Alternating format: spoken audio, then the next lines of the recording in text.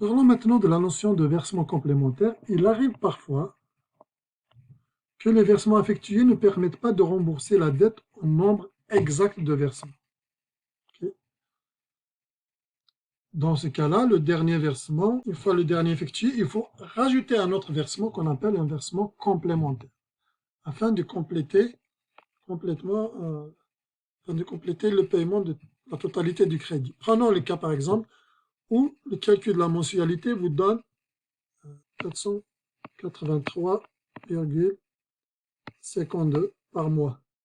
Mais que la banque il vous fait un calcul en vous demandant de payer 480 pour des raisons techniques peut-être, des raisons que la banque n'a pas des centimes à la caisse. Donc si vous allez payer chaque fois 483,52, peut-être ils vont avoir des problèmes à vous rendre la monnaie. Donc admettons, il vous fait une mensualité de 480 $. À ce moment-là, lorsque vous faites un dernier paiement, il va rester quand même un peu de votre dette, quelques dollars, qu'il faudrait payer dans un paiement complémentaire. Okay. Mais, donc ça c'est le premier cas, mais on peut imaginer un deuxième cas aussi, où on connaît juste le present value, par exemple 20 000 $. On connaît les paiements, égal par exemple 480 $, mais on ne connaît pas le nombre de périodes. Donc là, il faut voir avec ces 480 $, c'est combien de périodes. Donc il faut connaître le nombre de périodes. On peut déduire donc le nombre de périodes où on a des paiements, des versements complets de 480. On trouve le nombre complet de périodes. Et puis, la dernière période justement, il faudra qu'il nous reste moins de 480 à payer. Donc il reste juste, admettons, il reste 18 $. 18 $, 18 $. Ben, on ne pourra pas payer toujours 480. C'était le paiement, d'habitude c'était 480 chaque période. Mais à la dernière période, il ne restait pas autant d'argent à payer dans la dette. Alors, qu'est-ce qu'il faut faire? Soit on ajoute ces 18 $ immédiatement au dernier paiement complet. Ça, c'est le premier cas. Option A, ajouter les 18 $ au dernier paiement complet. Option B, patienter une période supplémentaire, donc N plus 1 en quelque sorte. Et dans ce cas-là, on ne va pas payer 18, on va payer 18 fois 1 plus I, le taux périodique, c'est normal. Il faut toujours payer des intérêts sur le solde dû. Okay. Si on décide d'ajouter les 18 au dernier paiement complet, ça c'est un paiement complet de 480, c'est bon. Si on décide de patienter une période supplémentaire, dans ce cas-là, ce ne serait pas 18 qu'il faudrait payer, mais ce sera 18 fois 1 plus le taux périodique. Regardons un exemple d'application. Comment on peut calculer un paiement complémentaire, par exemple.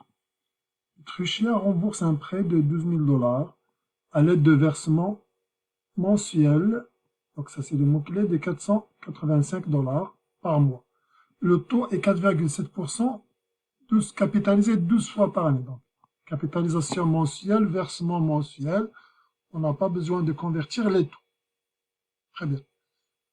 Question, quel sera le montant du versement complémentaire en supposant qu'il est effectué à la période suivant le dernier versement complet. Comment on pourra répondre à ce problème? D'abord, regardons, on va effacer la mémoire, second function, clear, TVM. Quelles sont les informations? On a le montant des paiements, 485 $. On va l'enregistrer dans les paiements. Ensuite, on a le prêt est de 12 000 $, donc c'est la present value finalement. 12 000 $, c'est la present value. Donc 12 000 $, present value. Il y a le taux d'intérêt 4,7 capitalisé 12 fois par année, donc je dois trouver le taux périodique. Le taux pour un mois, c'est 4,7 divisé par 12. Je fais égal d'abord, et là je vais appuyer sur le taux périodique, c'est enregistré. On nous donne, mais on ne sait pas pendant combien de temps il va falloir, combien de périodes, combien de mois finalement, puisque c'est des paiements mensuels, combien il faut de mois pour payer. Donc, finalement, c'est ça la première étape, c'est de trouver le nombre de périodes pour pouvoir effectuer les paiements. C'est-à-dire, je fais compute n. Oh, oups. Il y a un souci ici. Bien sûr, n ne peut être que positif. C'est quoi le souci en fait? Regardons très bien. Notre chien rembourse un prêt present value, donc ce present value, ça rentre dans sa poche. C'est positif. Il les rembourse avec des paiements qui peuvent être que négatifs, puisque ça sort de sa poche les paiements. Donc on va changer les signes de 480 avec la touche plus ou moins. Dans cette calculatrice, il faut appuyer plus ou moins après avoir écrit 485. Donc on va écrire 485 plus ou moins. Est-ce qu'il est la touche plus ou moins? Et là, on va le mettre dans les paiements. Là, je refais compute n. Ici, je vois que quand je fais l'école present value, je vois 1200. Donc, il y en a 12 000. Il y en a 12 000 $. Donc, je fais 12 000 present value. Je vais vérifier toutes les données. Recall, le taux d'intérêt, c'est ça. Recall present value, c'est 12 000. Recall payment, c'est moins 485, on est bon. Et final value, on ne l'a pas écrit, ça devrait être 0. Donc, le calcul soit correct. Donc, c'est bon, on pourra calculer, compute le nombre de périodes. Et on voit qu'il y a 26,07 périodes. Ça veut dire quoi? Ça veut dire que si j'effectue 26 paiements, je n'aurai pas remboursé la totalité de la dette. Si je fais 27, j'aurai dépassé le montant nécessaire, le montant de la dette. Donc, on va faire 26 paiements complets, 26 paiements de combien? De 485 et un versement complémentaire. C'est ça la question, c'est que quel sera le montant du versement complémentaire en supposant qu'il est effectué à la période suivant le dernier versement. Donc d'abord, en fait, première étape, c'est trouver la période du dernier versement. En calculant le nombre de périodes nécessaires pour effectuer le paiement, pour terminer, pour payer la dette, on trouve 26,07. Ça veut dire qu'on a trouvé d'abord la période du dernier versement, c'est la période 26. Ça, c'est le premier point.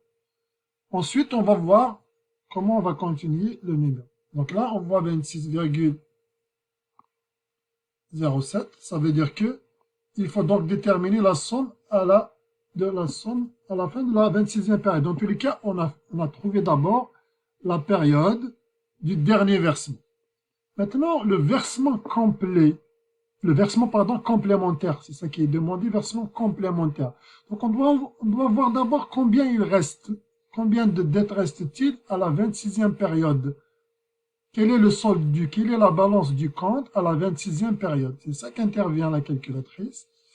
Donc, avec ces combinaisons de touches, je fais second function amount.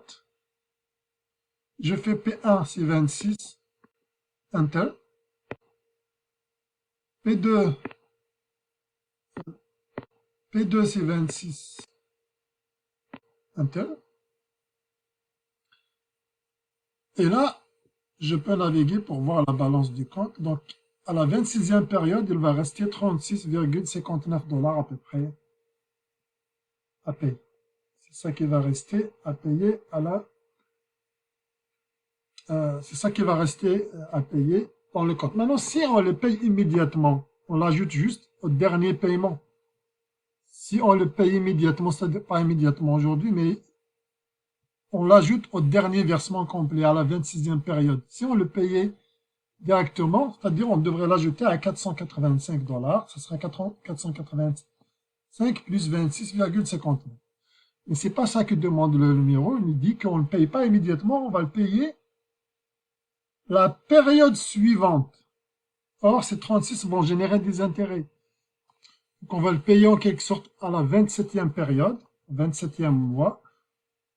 On va payer, combien on va payer? On va payer le solde dû multiplié par 1 plus I, puisqu'ils vont générer 26 $, les 36 $ restants vont générer des intérêts pendant une période. Donc, on devrait payer 36,59 multiplié par 1 plus le taux d'intérêt.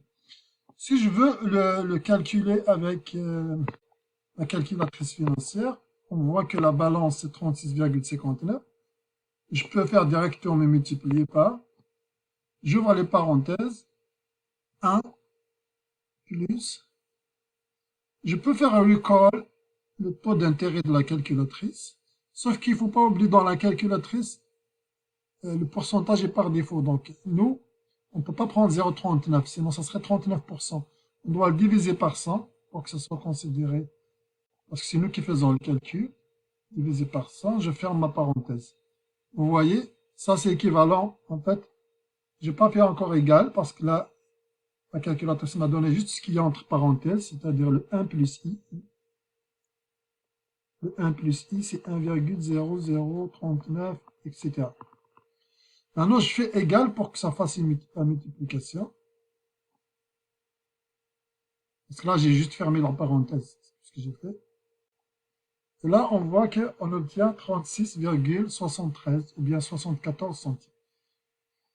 Voilà, donc le versement complémentaire, il va s'effectuer à la 27e période. Et ça sera 36,73 ou 74, ça dépend comment on a fait le calcul. Parce que là,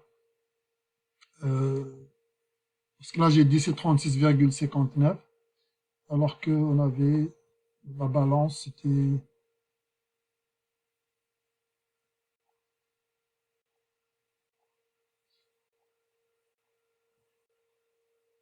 36,59, il y avait quelques poussières restantes ici. Il y avait quelques poussières. Donc, si on prend juste 36,59, on peut trouver ça.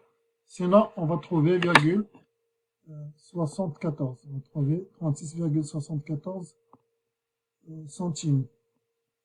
Voilà, donc, comment, avec la calculatrice financière, on a pu trouver la valeur du paiement complémentaire, du versement complémentaire. Comment on a fait? On a d'abord trouvé le nombre de périodes requises pour terminer le paiement de toute la dette. On a trouvé que ce nombre, ce n'est pas un entier, hein, c'est un nombre décimal, il a une virgule, on a trouvé 26, quelque chose. Cela veut dire que 26, ça ne paye pas la totalité de la dette, et 27, ça va dépasser. Donc, on va perdre 26 paiements complets, plus inversement, un paiement complémentaire. Le paiement complémentaire, on a dit, il y a deux possibilités. Soit on l'ajoute au dernier versement, donc au 26e versement, mais ce n'est pas ce qui est demandé dans l'exercice. Si on l'ajoutait au 26e versement, c'est-à-dire au 26e versement, on va pas payer, on va pas verser 485, on devrait verser 485 plus 36,59. C'est ça le versement, le 26e versement. Ça, c'est le 26e versement. Paiement, on va le noter paiement 26. Paiement 26.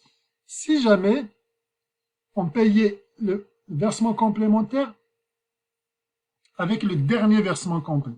Mais dans cet exercice, ce n'est pas ce qui est demandé. C'est pas ça. Dans cet exercice, c'est dit clairement, on va le payer la période suivante le dernier versement. Donc, on va le payer au 27e versement. Donc, ça veut dire que PMT 26, dans notre cas vraiment qui nous intéresse, PMT 26, c'est la même chose que tous les autres paiements. Hein. Ça va rester 485. En revanche, il va y avoir un dernier paiement. On va le noter PMT 27. Hein. C'est juste comme ça. Le 27e versement, c'est combien? Ça sera plus 36,59 puisqu'ils sont restés. C'est une dette qui est restée pendant un trimestre. Il faut payer les intérêts. Ça veut dire on va payer 36,59 fois 1 plus I. Fois 1 plus I, puisque c'est juste une seule période voilà, dans une seule période. Et je répète, quand j'ai fait le calcul ici multiplié, vous voyez que le pourcentage, si j'utilise le taux d'intérêt qui est enregistré dans la calculatrice, il faut absolument que je divise par 100. Parce qu'il ne faut pas oublier, dans la calculatrice, on l'écrit, le pourcentage est ajouté automatiquement par la calculatrice lorsque c'est la calculatrice qui fait les calculs, notamment avec les touches financières et tout ça. Mais si c'est nous-mêmes qui faisons les calculs, comme ici, c'est nous-mêmes qui faisons le calcul, et on va prendre le taux qui est dans la calculatrice, on doit faire la division par 100 pour pouvoir aboutir au bon résultat.